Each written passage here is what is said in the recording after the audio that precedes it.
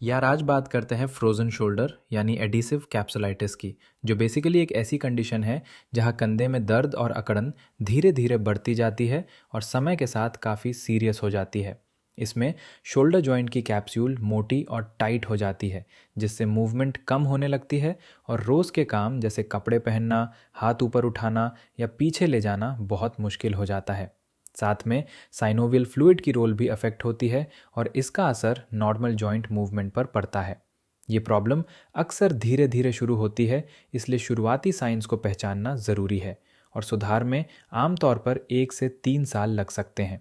अब बात करते हैं इसके कारणों की। तो यार मोस्ट केसेस में कोई एक क्लियर ट्रिगर नहीं मिलता, इसलिए इसे इडियोपैथिक भी कहते हैं। दूसरा बड़ा रीज़न है इमोबिलाइजेशन, यानी चोट, सर्जरी या पेन की वजह से शोल्डर को लंबे समय तक कम हिलाने पर जॉइंट कैप्सूल स्टिफ हो जाती है। इसके अलावा डायबिटीज़ और थायराइड डिजीज़ वाले लोगों में इसका रिस्क काफ़ी ज़्यादा होता है, क्योंकि हार्मोन चेंजेस और मेटाबॉलिक इश्यूज से इन्फ्लेमेशन हीलिंग स्लो हो जाती है। और एज की बात करें तो 40 से 70 साल के लोगों में ये ज़्यादा कॉमन है और कुछ स्टडीज़ में विमेन में इसकी फ्रीक्वेंसी ज़्यादा पाई गई है। सिम्टम्स की बात करें तो सबसे पहला और कॉमन सिम्टम है पेन, जो रात को यानी नॉक्टर्नल पेन के रूप में बढ़ जाती है और नींद बार बार टूटती है। आराम में भी हल्की एकिंग पेन रहती है और मूवमेंट पर शार्प पेन होती है। दूसरा सिम्टम है स्टिफनेस, जॉइंट लॉक्ड जैसा लगता है और हाथ ऊपर, पीछे या अक्रॉस बॉडी ले जाना मुश्किल हो जाता है। ड्रेसिंग और ग्रूमिंग जैसी डेली एक्टिविटीज़ बहुत कठिन हो जाती है। तीसरा है लिमिटेड रेंज ऑफ मोशन यानी आरओएम, जो फ्रीजिंग स्टेज में सबसे ज़्यादा रिस्ट्रिक्टेड होती है।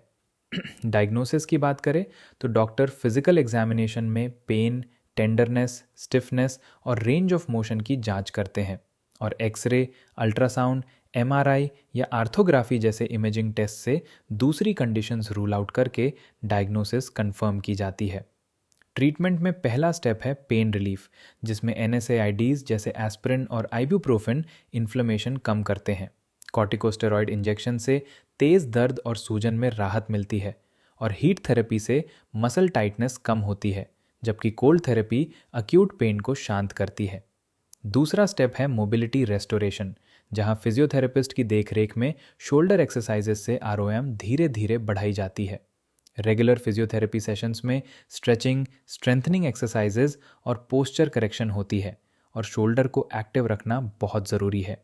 अगर कंडीशन सीवियर हो और कंजर्वेटिव थेरेपी से फ़ायदा न हो तो एडवांस ट्रीटमेंट में आर्थ्रोस्कोपी से स्कार टिश्यू हटाई जाती है, जिसे कैप्सुलर रिलीज कहते हैं।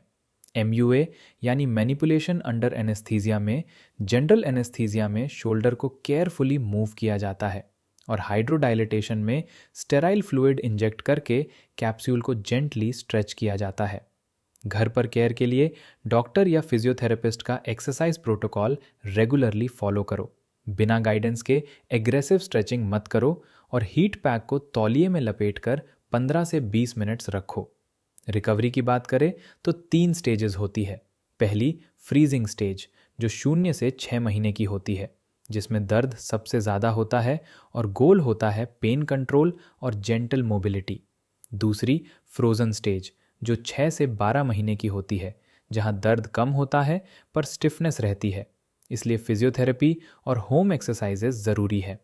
तीसरी है थॉइंग स्टेज, जो 12 से 18 महीने की होती है, जिसमें स्टिफनेस कम होती है और रेंज ऑफ मोशन वापस आती है।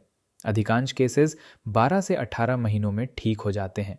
लास्ट में याद रखो यार, फ्रोज़न शोल्डर चैलेंजिंग है पर परमानेंट नहीं है।